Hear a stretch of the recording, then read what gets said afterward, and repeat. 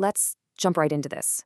We are looking at an absolutely fascinating, deeply raw piece of spoken word source material today. It's by Bananda Das, and it's called I Became Infinity.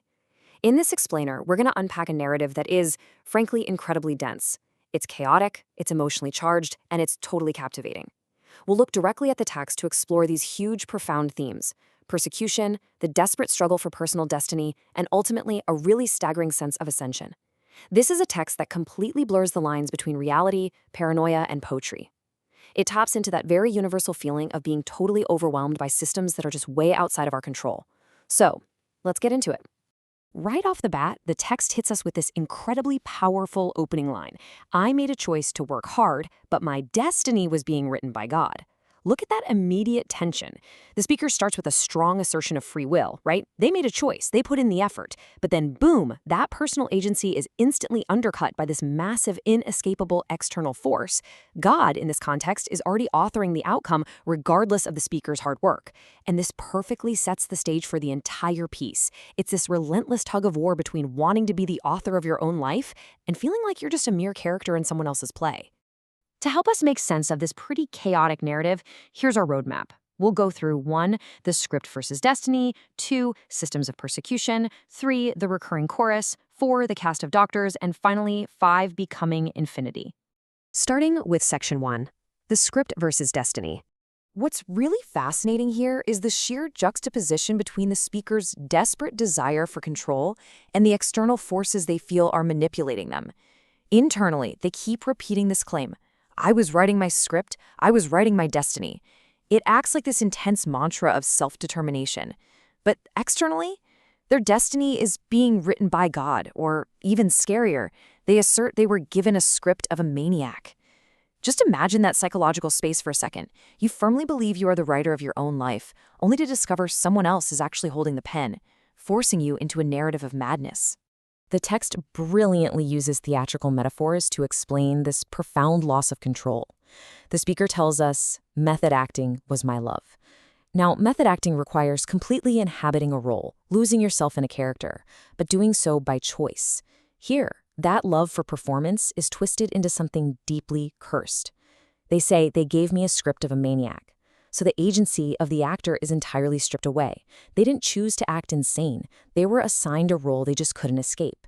The text goes on to show the real physical toll of this, noting they wrote songs to infinity and was cursed, literally taking on the suffering of others. It gets so visceral. The speaker says they never took drugs and was insane, but became corrupt and drank beer, and describes themselves smoking 20 cigarettes in a day as they absorbed all this agonizing reality. Moving on to section 2. Systems of persecution. You see, this isn't just some vague feeling of bad luck. The speaker actually maps out a very progressive, systemic persecution. First, they talk about becoming a mental patient, stating explicitly that psychiatrists played a game to make me schizophrenic. So the medical establishment isn't there to heal, it's actively causing harm. From there, the timeline escalates into literally nightly psychological torture. The text claims that every night they programmed me, feeding the speaker negative suggestion and scripts of crime right before they wake up, giving them a suggestion to respond. And then it blows up to a geopolitical scale. America blocked my rewards. Indians played the game. The isolation is absolute. The speaker feels trapped in this massive, global, medical, and psychological conspiracy that's explicitly designed to break them. They feel entirely surrounded by this network of bad actors. We've got invisible observers whispering suggestions. We have the legal system, where the lawyers and judge fucked me hard.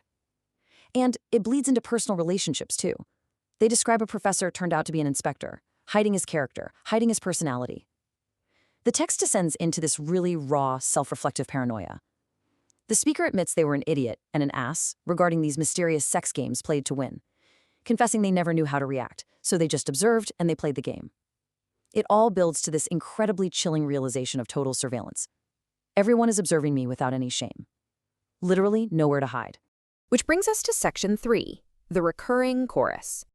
Amidst all this intense chaos and paranoia we just talked about, the author uses repetition to ground the entire experience. The text repeatedly circles back to this exact same stanza. But I was writing my script, I was writing my destiny. Doctor games are just codes. The mind behind this is a smart leader. When you read that rhythmically, kind of like a spoken word pulse, you really feel how it acts as the speaker's defiant anchor. It doesn't matter how many psychiatrists or lawyers or invisible observers attack them, they retreat right back to this core assertion. They are trying to overwrite the trauma with their own sheer willpower. And that repeating chorus brings us to what might be the ultimate violation of the speaker's mental autonomy: reverse framing. Think about it. If the speaker is desperately trying to write their own script, a trained forensic behaviorist is swooping in and retroactively altering the very meaning of their thoughts and actions. It's this incredibly sophisticated psychological hijacking. It ensures that even the speaker's own attempts at self-definition are weaponized and turned against them by the so-called smart leader. Let's jump to Section 4, the cast of doctors. Here, the text builds a totally dizzying cast of archetypal doctors that visit the speaker in their mind dreams. Every single title represents a concept, and every outcome is a really dark subversion of that concept. Dr. Informer became the sinner, Dr. Lawyers became abnormal, Dr. Justice had no knowledge, Dr. Investigator became a criminal. It even dips into this weird, dry absurdity, noting that Dr. Oscar gave me Pulsar. The institutions and the core concepts that are supposed to provide truth and order and justice, in this world, they have completely collapsed into madness.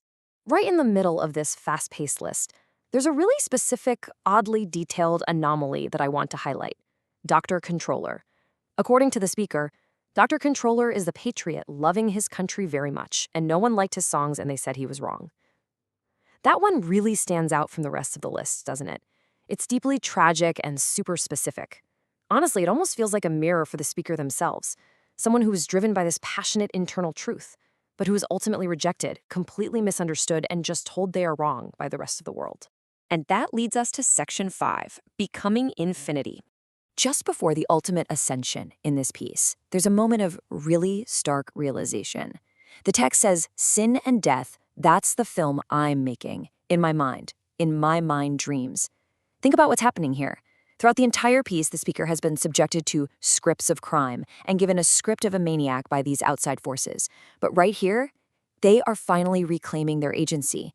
They openly acknowledge the darkness, the sin and the death, but they claim it as the film they are making. It is a profound moment of psychological ownership. They aren't just observing the game anymore. They're acknowledging their role as the director of their own internal world, no matter how dark it might be. That ownership absolutely paves the way for an incredible finale. First, the intense struggle ends as the speaker simply states, "I accept my destiny." That constant war between writing their own script and God writing their destiny finally resolves into pure acceptance. Second, they tell us, "God baptized me with rain from heavens." That external force that used to be a source of manipulation, it's now a source of purification and divine blessing. And finally, the ultimate ascension.